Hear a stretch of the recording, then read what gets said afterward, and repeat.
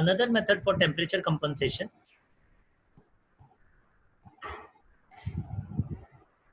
Another method for temperature compensation, if you remember, it is self temperature compensation.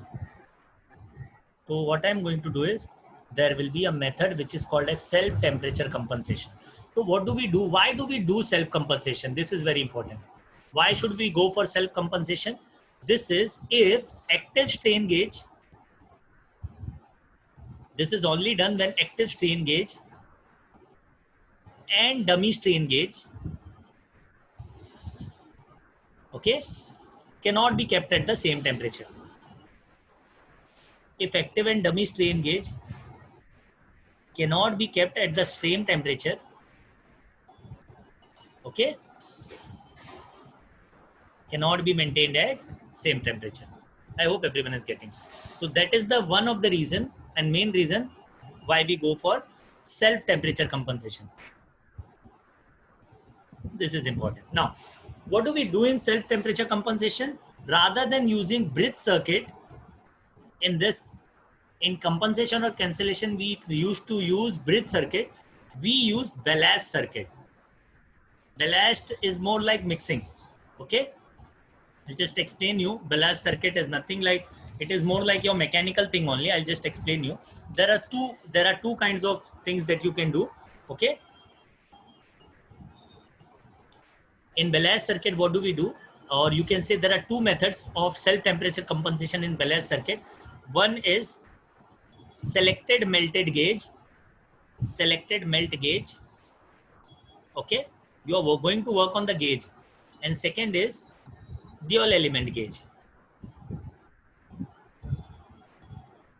Both are the strain gauges. You are going to use some kind of a circuit which will be selected melt and second will be dual element.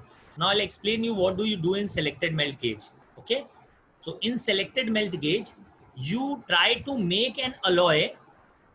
Matlab, rather than using a resistive material, okay, which will have some kind of temperature effect on it, we will prefer using an alloy. Okay, so we will make an alloy so that we will use an alloy so that we can compensate for the temperature directly. We will use such kind of an alloy that can compensate for the temperature directly. So if that material is not possible, suppose there is one material, there is a material and it is reacting to the temperature. So what do we have to do? We have to mix some another material in that, okay, and we have to form an alloy so that we can compensate for the temperature directly rather than using some kind of a bridge circuit, because there is not a possibility of using dummy gauge because of very extreme temperature variation in both the environments, like in the active strain gauge and dummy strain gauge. If we cannot maintain the same temperature for both the environment, it will be very difficult for us to get to compensate for the temperature. So in that case, what do? We use an alloy. Okay, so that is called a selected melt gauge. Now what do you mean by dual element gauge? I have already explained you selected melt gauge. Now another method for self compensation is dual element gauge. Now I'll explain you what do you mean by dual element gauge. Now in dual element gauge, you use two elements. Okay, you use two elements, and both the elements, since it is all about compensating for temperature, both elements should have opposite temperature characteristics. So what will happen if one element is leading to resistance change due to change in temperature, okay, so another element will compensate for that because that will not have the same temperature characteristics. So if one element is increasing the temperature resistance, if it is increasing, another element will try to suppress it, and due to which there will be no change in temperature only.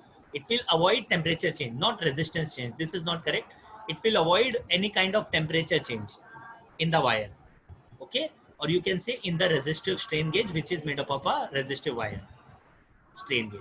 Okay, so there are two basic methods that are used in the industry. One is you can use an alloy so that you can compensate in the resistance strain gauge for the temperature variation, or you can even use dual element gauge, like you can use two elements combined together so that both the elements will have different temperature characteristics and both will suppress each other's temperature so that there is no change in the resistance due to interference or modifying input of temperature. Okay, is it clear?